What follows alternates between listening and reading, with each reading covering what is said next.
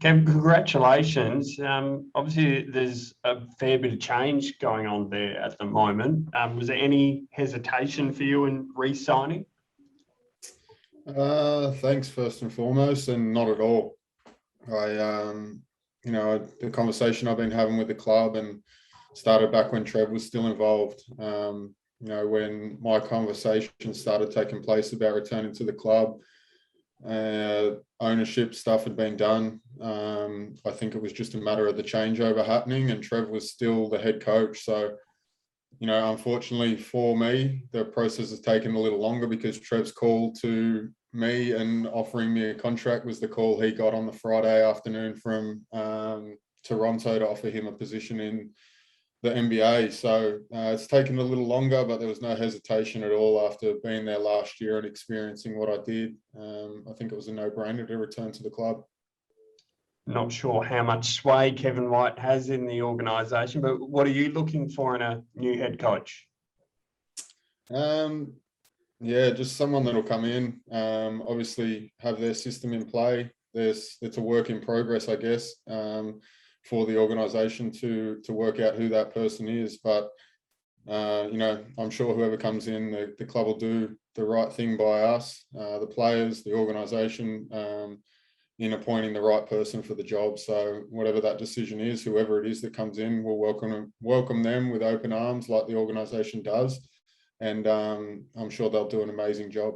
Well, Kev, at this stage of your career, what are the ambitions going on for next season?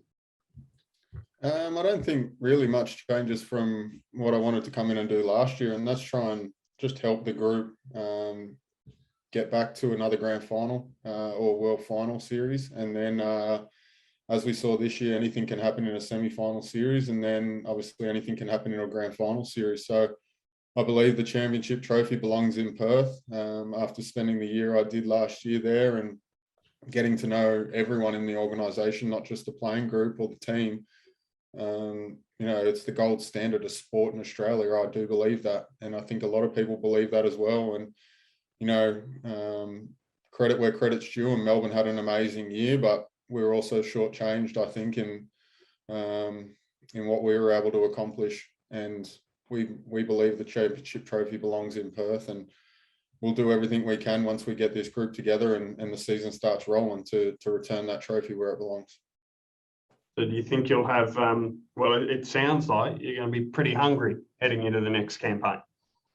Very hungry. I think everyone in that group that's returning and the new players that come in will soon get a quick understanding of how hungry this organisation is. And I think that's the challenge going into it is you come in there, the standard's been set before you, laid, and this goes way back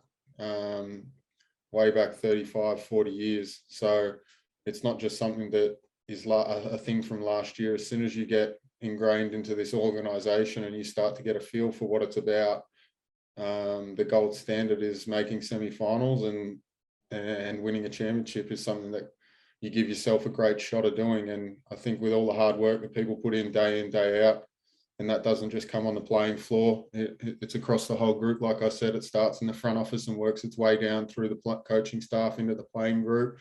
When everyone does their job and everyone's accountable to what they've got to get done, it makes it an enjoyable place to be. It makes it an enjoyable place to work. And at the end of the day, you walk away with your head held high, but you don't get content.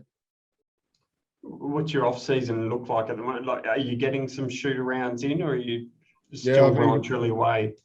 I've been very lucky. The Wollongong Hawks have welcomed me in. I played for them for 4 years, and I have a good relationship with a lot of their staff and players. And fortunately, through this time, although I'm in New South Wales and we are in lockdown as part of our exemption to be able to get in and get shots up and work out, the Hawks have allowed me to do that through contacts with Josh at the Wildcats and also the NBL. So I've been able to get in and work out with them and just get shots up. I took about 4 weeks to just spend that time with my family who weren't over in Perth with me last year, and to be able to spend that 4 weeks just with my fiance and 2 boys was amazing. But then attention quickly turned to being able to, just get on court, get a little bit of work in so that the body doesn't start to shut down or take too much away from the work that I did last year. And then also the work that I'll have to put in pre-season once I get back over and to the club.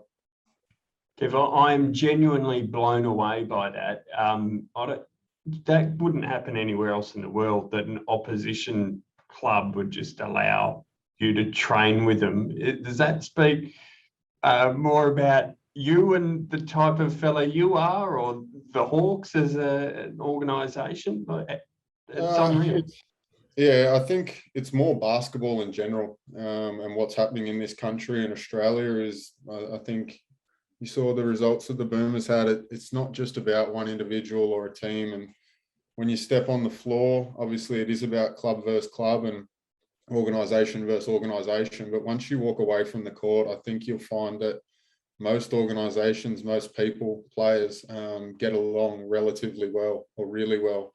And the Hawks aren't per se in their training going through the motions of what their game day rituals are or what their structures look like as a team. It's more shooting and individual based kind of stuff. If they were doing team stuff, I'm sure I don't think I'd be allowed in that gym. But obviously Gorgian and Jacob, their second assistant, and Brian, the head coach, are in quarantine right now, returning from Tokyo. So it's just a lot of the players that are in there and a couple of their assistants and strength and conditioning coach. So a little bit of individual work. And I mean, I know all the guys that are on that floor anyway. They haven't got anyone in there new that I haven't met before or haven't been around before. And, the clubs, the local club to the community that I live in. So I'm sure eventually I'll end up maybe somewhat working for them or being involved in that club, being a local Wollongong guy. So, obviously not getting a run in any set plays or anything like that at the moment. Nothing like that. It's not like I'm trying to fill in for Travis Trice or Tyler Harvey right now and try and be their point guard. It's more just individual work and staying in shape. And I think that's the welcoming thing amongst basketball in Australia is everyone was able to sit back and watch the Boomers and kind of be proud of what basketball means to so many people around Australia and the world, and especially this community that we've got in the NBL. It's a special thing to be a part of.